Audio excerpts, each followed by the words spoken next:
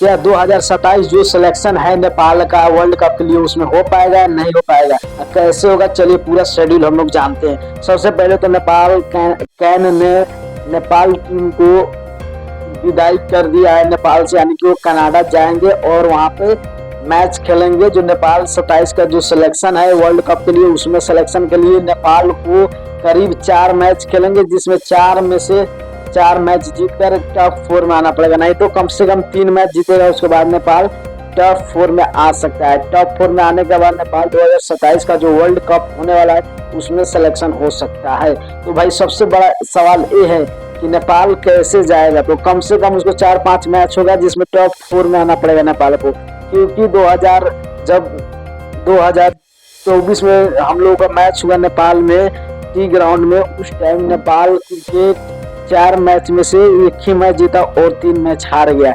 उसी वजह से कनाडा में होने वाला जो लीग है उसमें सिलेक्शन में 4 में से 4 मैच जीतना पड़ेगा। और इससे बड़ा एक खबर क्या आ रहा है कि क्या संदीप लामेछाने इसके बाद जो अमेरिका जाने वाला है टीम, जो कनाडा से मैच खत्म करके डायरेक्ट अमेरिका के लिए रवाना होने वाला था, क्या उसमें संदीप लामेछाने जा पाएंगे या वीसा का फिर प्रॉब्लम आएगा।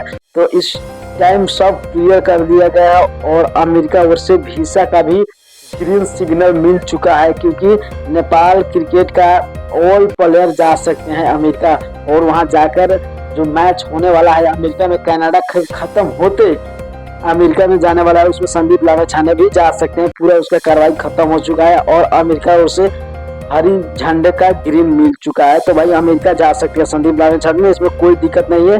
और वहां जाकर वो संदीप लामेछाने का नहीं, ऑल प्लेयर जाकर वहां मैच खेल सकते हैं। अगर आप लोग कहाँ से हैं आप लोग कमेंट कीजिएगा, क्या नेपाल उसमें सिलेक्शन हो पाएगा 2027 का वर्ल्ड कप में या नहीं, आप लोग कमेंट जरूर करना। और नए हो तो चैनल को सब्सक्राइब करके जाना। ओके बाय, मिलता हूँ नेक्स्ट वीडियो में।